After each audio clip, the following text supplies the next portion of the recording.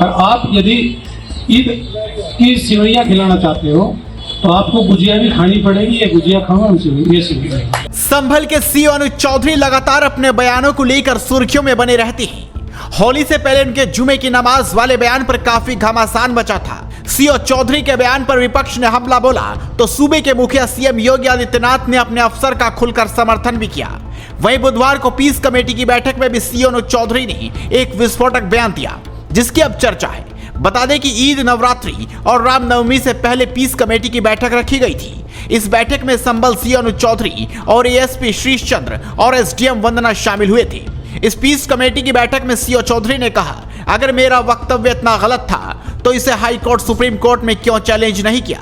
मुझे सजा करवाते। अगर आप ईद की सेवई खिलाना चाहते हैं तो आपको गुजिया भी खानी पड़ेगी। किसी भी एक आदमी ने यदि मेरा वक्तव्य इतना गलत था तो वो उसे हाई कोर्ट में, सुप्रीम कोर्ट में क्यों चैलेंज नहीं किया? मुझे सजा करवाते।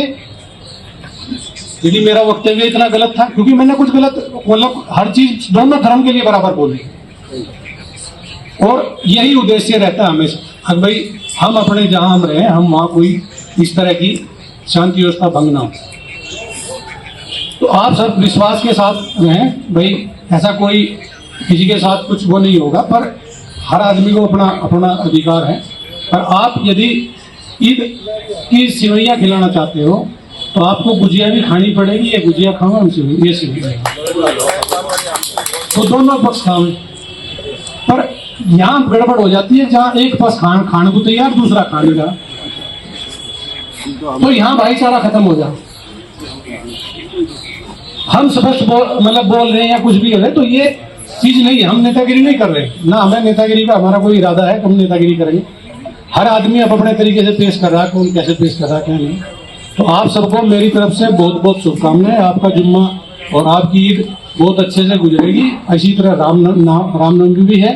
सभी त्योहार हमें बहुत अच्छे से कराने हैं। संभल प्रशासन में जो हमारे सीनियर हैं, कप्तान साहब हैं, डीएम साहब हैं और हमारे जितने उच्च अधिकारी हैं या शासन स्तर से, हमें सिर्फ सीधा निर्देश यही आता है, अगर भाई आप बिल्कुल शांति प्रिय होना चाहिए, कुछ यहाँ कुछ नहीं होना चाहिए। उसमें कोई ऐसा निर्देश नहीं आता कि हम शांति भंग करें।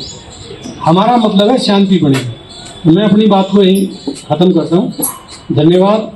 और यदि किसी को भी जो संबंधित है, आपकी समस्या जो यहाँ नोट कर ली गई, इनफैक्ट पुलिस से संबंधित है पुलिस, और प्रशासन नगर पालिका संबंधित है नगर पालिका, बिजली विभाग से संबंधित है, तो सबसे हम बात कर लेंगे और उससे पहले इन सबका निस्तारण करा देंगे। साथ ही संभल एसडीएम वंदना मिश्रा और एएसपी श्रीश चंद्र ने भी स्पष्ट किया कि ईद के दौरान सड़कों पर नमाज पढ़ने की अनुमति नहीं दी जाएगी। साथ ही लाउड स्पीकर के इस्तेमाल पर भी पूरी तरीके से प्रतिबंध रहेगा।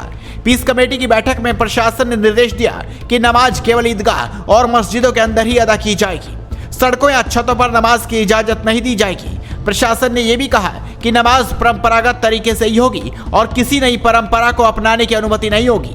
संभल में शांति बनाए रखना चुनौती है। चौधरी का यह बयान भाईचारे की मिसाल बनेगा या विवाद बढ़ाएगा, ये तो वक्त ही बताएगा। लेकिन उनकी बेबाकी फिर से चर्चा में है। तो आप इस खबर पर अपनी राय दीजिए। इस खबर को शेयर कीजिए और जुड़े रहिए न्यूज पत्र के साथ।